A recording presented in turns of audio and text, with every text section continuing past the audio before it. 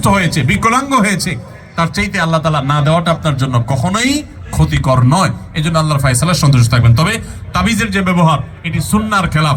নবী করিম সাল্লাল্লাহু আলাইহি সাল্লাম কখনো তাবিজ দেননি, ব্যবহার করেননি। এই তাবিজের ব্যবহারে কোরআনে কারীমের আয়াত থাকলে সেটা জায়েজ কিনা জায়েজ, এটা নিয়ে ওলামাদের যে ইখতিলাফ বা মতপার্থক্য পার্থক্য আছে, এর ঊর্ধ্বে উঠে আপনি নিশ্চিতভাবে জানতে পারেন তাবিজের ব্যবহার এটা নবী সাল্লাল্লাহু আলাইহি সাল্লামের সুন্নাহ না। বিধায় কোরআন এবং সুন্নাহ বর্ণিত দোয়া, আয়াত এগুলো পড়ে পড়ে ফু দিবেন এবং আমল করবেন ইনশাআল্লাহ তাআলা। আমি মোহাম্মদ দেলোয়ার হোসেন। আমার প্রশ্ন হলো, বাবা মাকে খুশি করলে স্ত্রী মন খারাপ করে, আবার স্ত্রীকে খুশি করতে গেলে বাবা মার মন খারাপ হয়, তাই বাবা মার জন্য স্ত্রীকে ত্যাগ করা লাগে, আমি কি করব একটু বলবেন? ভাই, এই প্রশ্নের উত্তর গত বছর আমি দিয়েছি, সব সময় আমি দেই। আপনাদেরকে যারা এখানে বিবাহিত আছেন, বিদেশে আছেন, আপনারা যে কি পরিমাণ প্যারায় আছেন, এটা দেশের অন্য কোনো মানুষ না বুঝলেও আমি খুব ভালো করে বুঝি। আমাদের আজহারিবে খুব ভালো করে বুঝবেন, কারণ আমরা দুজনই, উনি এখনো প্রবাসে আছেন আর আমি 10 বছর সৌদি আরবে প্রবাস জীবন কাটিয়ে আসছি। ভাইরা আমার, এর উত্তর খুবই সহজে আমি দিচ্ছি। মনে রাখবেন, যারা প্রবাসে আছেন অথবা দেশেই আছেন, বিয়ে করার পরে দেখা যায় বউরে খুশি করতে গেলে মা নাখোশ, আবার মারে খুশি করতে গেলে বউ নাখোশ। আপনাদের এই পরিস্থিতি থেকে বের হওয়ার জন্য কিছুটা ডিপ্লোম্যাটিক আচরণ করতে হবে, কূটনৈতিক আচরণ করতে হবে। যারা বিভিন্ন দেশে ডিপ্লোম্যাট হিসেবে থাকেন, তাদের দেখবেন কথাবার্তার ভিতরে প্রচুর ফাঁক ফোকর থাকে, তারা হাতে রেখে কথা বলে। বেশিরভাগ ক্ষেত্রে এই পারিবারিক অশান্তিগুলো দূর করার মূল সমাধানটা হলো বুদ্ধিমত্তা। এর ভিতরে প্রথম যে কাজটা আপনাকে করতে হবে তা হলো, এই ডিপ্লোম্যাটিক আচরণেরও আগে যে কাজটি করতে হবে তা হলো, বেশি শেয়ানামি না করে, বেশি চালাকি না করে একটু বোকা শোকা থাকার চেষ্টা করবেন। পারিবারিক অশান্তি দূর করার সবচেয়ে সহজ এবং সবচেয়ে শর্টকাট সমাধান হলো যে একটু বেকুব বেকুব ভাব ধরে থাকবেন। জিনিসটাকে একটু ব্যাখ্যা করে বলবো।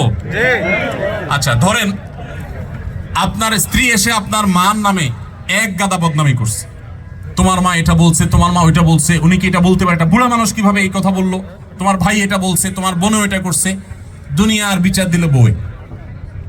তখন আপনি একজন সভ্য স্বামীর মতো, ভদ্র স্বামীর মতো মনোযোগ দিয়ে সব কথা শুনবেন। অনেক স্বামী আছে বেকুবের মতো, বউয়ের কথা শুনে না, বলে বুঝছি তুমি কি বলবা, হয়েছে থামো, না খবরদার, ফুল কথা বলতে দিবেন।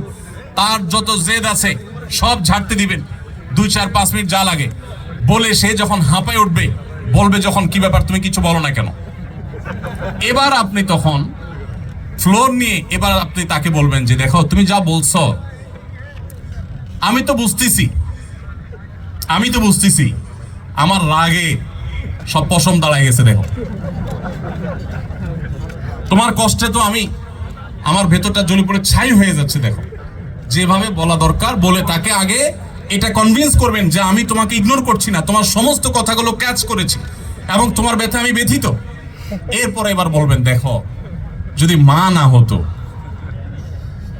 যদি নিজের ছোট ভাই বোন এদেরকে যদি পিঠে মেরে ফেলা জায়েজ হইতো, বা এদেরকে যদি বড় ভাই আমার উল্টাপাল্টা করতেছে, বড় ভাই কিছু বলতে পারতেছি না, আল্লাহ রাসূল বড়দেরকে সম্মান করতে বলছেন, যদি সেটা না করা লাগতো তো আজকে এসপার কি ওসপার আমি করে ছেড়ে দিতাম। এরকম 2-4টা কথা যখন বলবেন, বউ দেখবেন তার যে গিয়ারে ছিল সেখান থেকে একদম হাফ গিয়ারে চলে আসছে, এখনো কিছুটা থাকবে। এরপরে আপনাকে সে যেটা বলবে সে হলো, আপনার সব লেকচার শোনার পর সে আপনার ব্যাপারে একটা কমেন্ট করবে। সে কমেন্টটা হলো যে আমার স্বামী লোকটা আসলে, মনে মনে হয়তো বলবে বা অন্য কাউকে বলবে যে লোকটা আসলে ভালো কিন্তু বেকুব। সে একটু শক্ত হইলে এগুলার সব সাইজ করে ফেলতো, কিন্তু বোকা শোকা মানুষ, এই জন্য সে সাহস নাই, বেকুব, তুমি কি পুরুষ হইলা এসব বলবে। তো বললে তখন একদম বেকুব সেকুব থাকে। বাইরে বহু পণ্ডিতি করেন কিন্তু বাসায় পণ্ডিতি করে না, সব জায়গায় পণ্ডিতি করতে চান না, এখানে খুব বোকা শোকা থাকবেন। বুঝতে পারছেন কথা? এবার আসেন মায়ের পার্ট। মা যদি আইসা বলে এই শোনে দিকে তোর সাথে কথা আছে, বলবেন মা কি বলবা বলো। এবার মাকে যদি বলেন যে বাবা তোর বউ এই বলছে, এই করছে, সে কি এটা করতে পারে, কত বড় সাহস, তোর গলায় ধরে দিয়ে মরা উচিত। মা যদি এসব কথা বলে, মাকে একইভাবে বলবেন মা আল্লাহ নবী সাল্লাল্লাহু আলাইহি সাল্লাম কোনোদিন স্ত্রীদের গায়ে হাত তোলেন নাই। ইসলামে যদি বউ পিটানোর নির্দেশ থাকতো তো আজকে ঠ্যাং উপর দিক বাইন্দা আমি পিটাইতাম।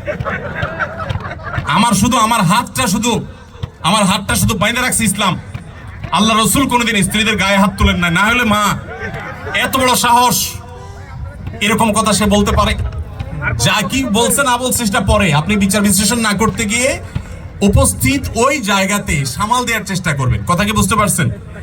আপনার এই আচরণ শোনার পর আপনার মা কি বলবে জানেন?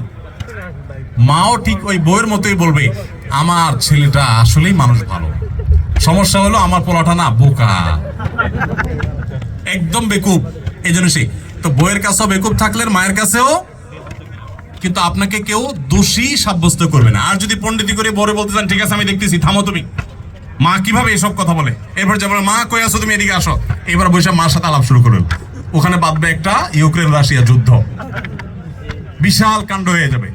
ওই কাণ্ড করার পর বউয়ের কাছে আইসা যদি মনে করেন যে বউয়ের জন্য মার সাথে ঝগড়া করছি, বউ মনে খুশি হবে? জীবনও খুশি হবে না, জীবনও খুশি হবে না। যতই করেন বউরে খুশি করতে পারবেন না, কোন একটা প্যাঁচ বাঁধবেই এবং কোন একটা ফাঁক বের করবে। আর মা তো নাখোশ হইছেই। আবার মায়ের হয়ে যদি বলেন, এই তুমি কত বড় সাহস, আমার বোন কি করলা, ভাইরে কি করলা, মারে কি করলা, দেখবেন আরেক যুদ্ধ পাচ্ছে। এই জন্য এগুলোর খুব বেশি পণ্ডিতি না করে যথাসম্ভব একটু কূটনৈতিক আচরণ করে, একটু চালাকি করে, একটু বোকা সেজে সমাধান করার চেষ্টা করবেন। আবার সব সময় এই পলিসি অবলম্বন করবেন না। এখন মুশকিল হলো, শিখাই দিলে মহিলারাও এগুলো শুনে ওয়াজ, তারাও শিখা যায়।